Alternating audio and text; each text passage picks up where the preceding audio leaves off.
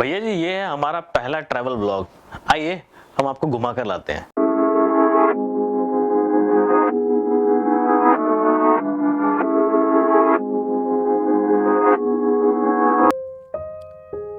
इस सफर में तू हमसफर हो सकता था मेरा। हाँ, तेरे ना होने का मलाल जरूर है, लेकिन इस अकेलेपन में भी हौसला बुलंद है मेरा।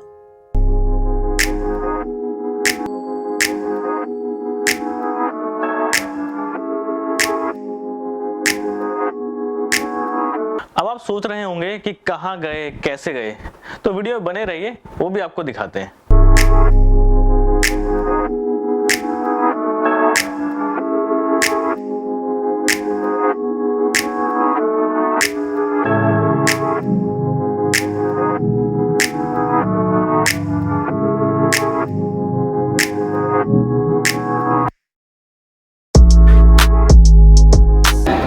अब सुबह जल्दी उठ के तैयार होकर घर से निकलकर जब इतने लंबे सफ़र में जाएंगे तो भूख तो लगेगी ना। तो मैंने लिया एक छोटा सा ब्रेक। आप भी लीजिए और मिलते हैं एक ब्रेक के बाद, क्योंकि सफ़र बहुत लंबा है भैया। आपकी और हमारी बातें तो होती रहेंगी।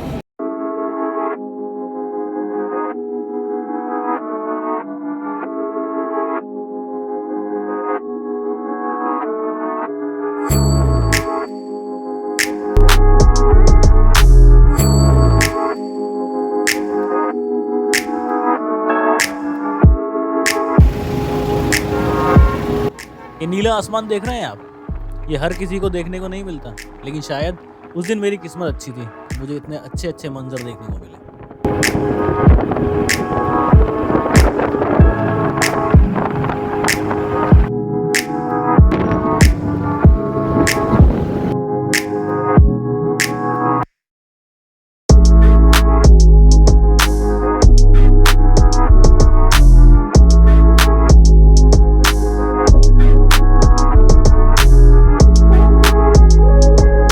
तो जैसे ही हम लोगों ने देहरादून में एंटर किया, हमें लगी बहुत जोर से भूख। तो हमने सोचा क्यों ना एक और ब्रेक लिया जाए और कुछ खा लिया जाए।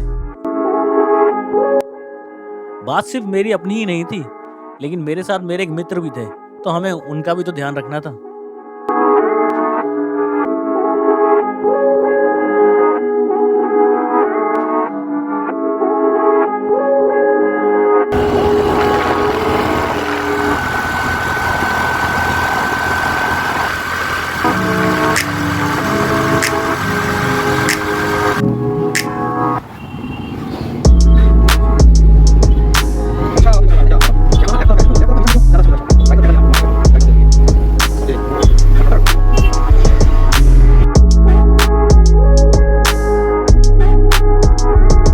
तो फाइनली शाम के टाइम वो जगह आ ही गई जिसके लिए मैं मुसाफिर सुबह से सफ़र कर रहा हूँ। तो ये है वो डेस्टिनेशन जिसके बारे में बात कर रहा था, रॉबर्ट्स केव, जो कि देहरादून में अच्छी लोकेशन है, सीनरिक व्यूज़ हैं, आ सकते हैं यहाँ पे, जस्ट हैव अ लुक।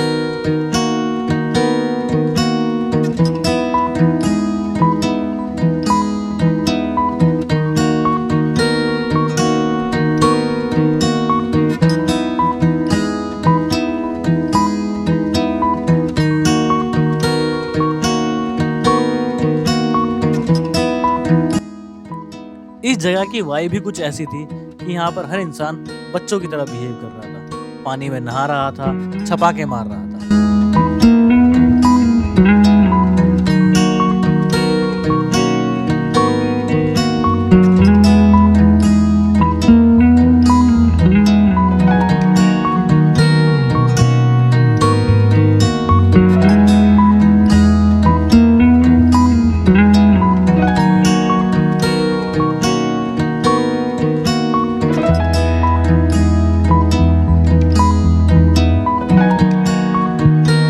मैं सुबह से ड्राइव कर रहा था और काफ़ी थक भी चुका था, लेकिन सच बताऊं, जब मैं इस पानी में उतरा तो मेरी सारी थकान दूर हो गई।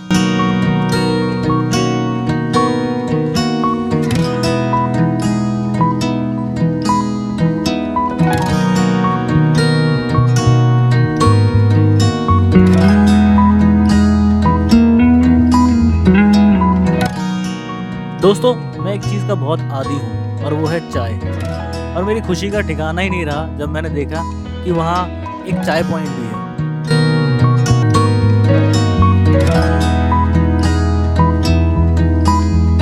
ये लुभावना मंजर, पेड़ पौधे, ये गिरते झरने की आवाज। चलो, एक बात तो तय है कि इस शाम का अच्छा हुआ है आगाज। जब लौटूंगा मैं इस सफर से अपने घर को, तो इन चीजों की कई दिनों तक मेरे कानों में रहेगी आवाज।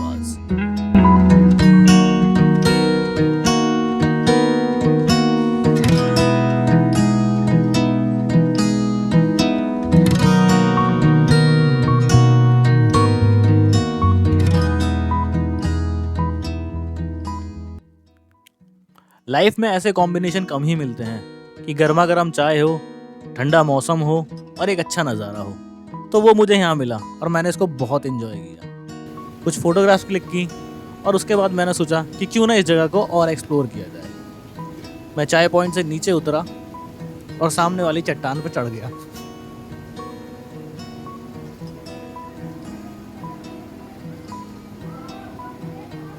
झरने के जितने ही पास जा रहा था, पानी की आवाज़ उतनी ही तेज हो रही थी और वहां से देखने वाले नज़ारे को मैं शब्दों में बयां नहीं कर सकता।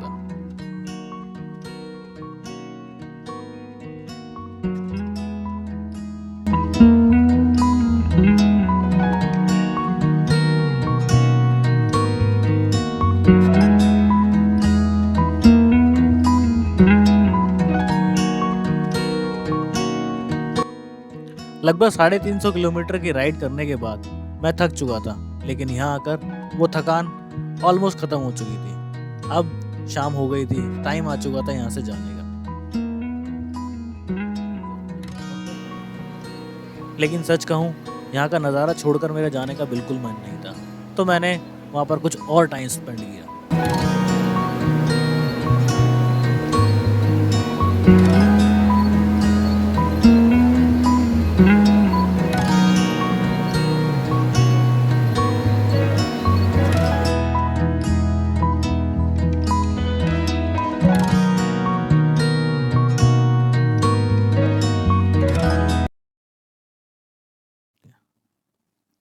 ये चप्पल मैंने इसलिए पकड़ी क्योंकि स्लीपर मिलते हैं 10 रुपीज़ रेंट पे, और अगर वो गुम हो जाए तो आपको पेनल्टी भरनी पड़ती है। और इन भैया की मैंने 100 रुपये की पेनल्टी बचाई।